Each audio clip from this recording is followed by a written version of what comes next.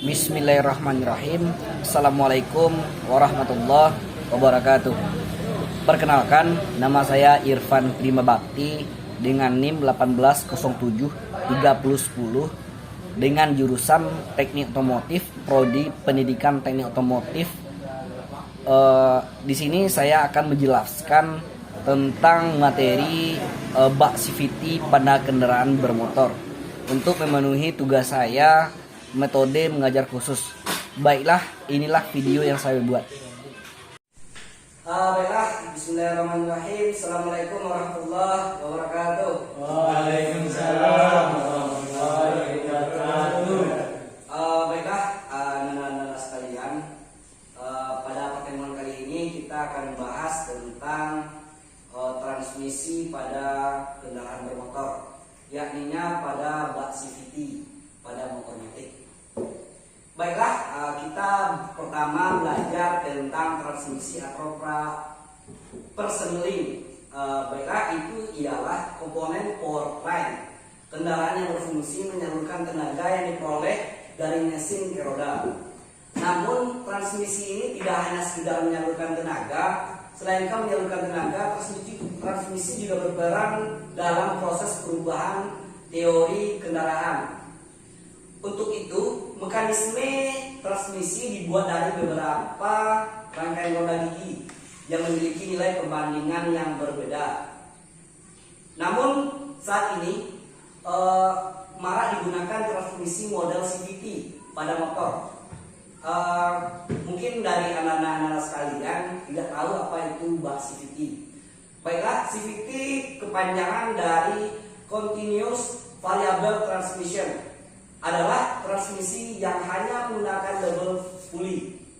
Namun kedua pulley ini memiliki diameter yang bervariasi, sehingga perbanding gigi pun bisa berubah secara berkelanjutan. Tipe transmisi ini dikenal dengan sebutan transmisi matic atau otomatis, yang banyak dipakai pada motor-motor skutik. Apa saja komponen-komponen yang terdapat di dalam CVT? Yang pertama, fixed primary shift. Dalam pulley primer sistem CVT ada dua bagian utama, yakni fixed primer dan sliding primer. Fixed primer CV adalah sisi yang terhubung secara tetap ke poros pulley primer. Fungsinya sebagai tempat fibel meneliti pulley. Yang kedua komponen, yakni sliding primary CV. Sementara sliding primer CV adalah sisi yang terhubung secara tidak tetap pada poros pulley primer. Karena CV ini tidak tetap, maka bisa digeser ke kanan dan ke kiri. Fungsi sliding primary CV adalah untuk memperbesar atau memperkecil diameter dari pulley primer. Ketika sliding primer bergerak mendekati fixed primary CV, maka jaraknya semakin dekat.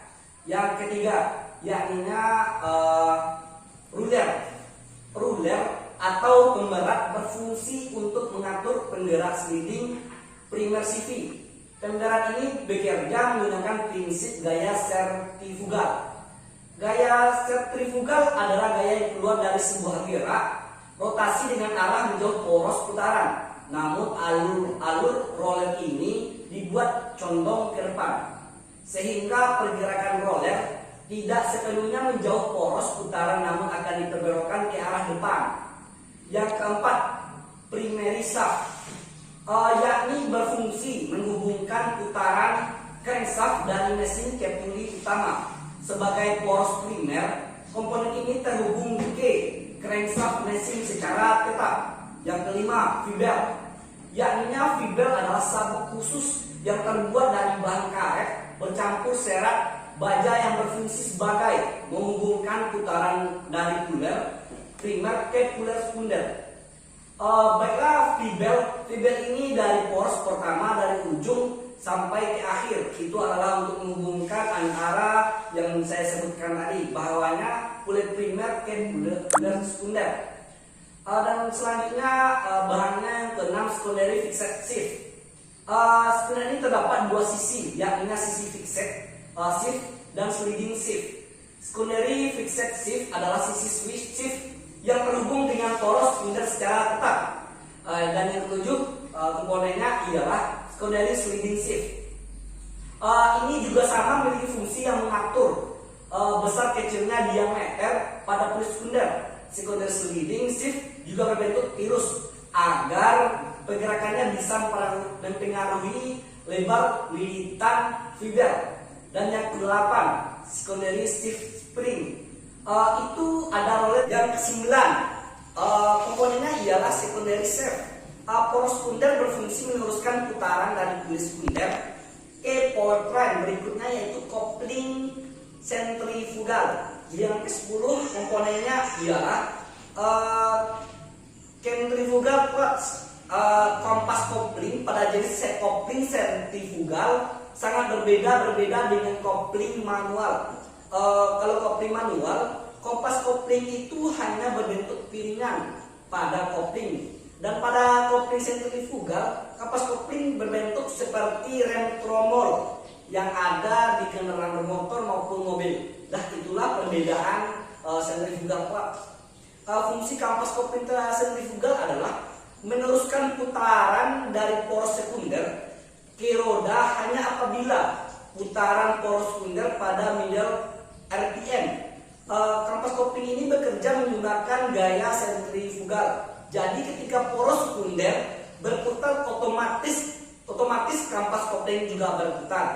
Putaran kompas kopling ini akan menghasilkan gaya sentrifugal yang membuat kompas kopling bergerak lebih keluar, sehingga bisa terhubung ke clutch housing. Dan yang ke-11 komponennya ialah clutch housing. Rumah kopling atau itu adalah clutch housing, itu rumah kopling. Dan rumah kopling ini berbentuk seperti tromol rem. Itu tuh rumahnya, jadi ada tromol. Fungsinya untuk menerima putaran dari kampas kopling yang selanjutnya akan dikirim ke roda. Ketika kampas kopling berputar pada RPM rendah, gaya sentrifugal yang menghasilkan itu kecil sehingga kampas kopling tidak mampu membuat rumah kopling berputar. Namun ketika RPM mesin bertambah, gaya sentrifugal memperbesar dan kampas kopling akan semakin kuat menekan rumah kopling. Hasilnya terjadilah perpindahan tenaga dari kampas kopling ke rumah kopling. Dan selanjutnya komponen ialah transmission case atau rumah transmisi. Ialah komponen yang melindungi semua sistem transmisi dari puli primer hingga puli sekunder. Dengan adanya rumah transmisi, maka tidak ada material seperti debu atau air yang mampu mengganggu fiber dalam meneruskan putaran. Apakah transmisi matic perlu oli pelumas? Sebenarnya oli transmisi motor tidak diperlukan pelumasan. Ini karena fiber bekerja secara kering, dan ketika terkena pelumas justru fiber akan sulit. Pelumasan matic yang sering Anda ganti itu sebenarnya hanya melumasi sebagian gear yang ada penggerak roda belakang. Itu tuh menghubungkan gigi output dari rumah kopling ke gigi yang terhubung ke roda. Jadi yang ada di oli-oli yang akan ada sekalian yang diganti di belakang itu bukan untuk di fiber, bukan, tapi itulah untuk di gear di belakang roda penggerak belakang. Baiklah, mungkin itu materi kita yang dapat saya sampaikan untuk pertemuan kali ini. Mudah-mudahan anak-anak sekalian mengerti dan paham terhadap apa saja yang saya berikan. Mohon maaf atas kelancangan atau bahasa saya yang saya berikan pada anda semua. Akhirul kalam, wabillahi taufiq wal hidayah. Assalamualaikum warahmatullahi wabarakatuh. Waalaikumsalam.